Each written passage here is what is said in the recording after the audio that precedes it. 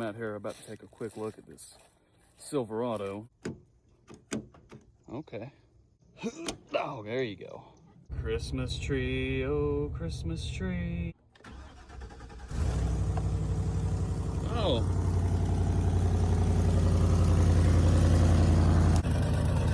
Well, I think I found part of the problem. Big exhaust leak.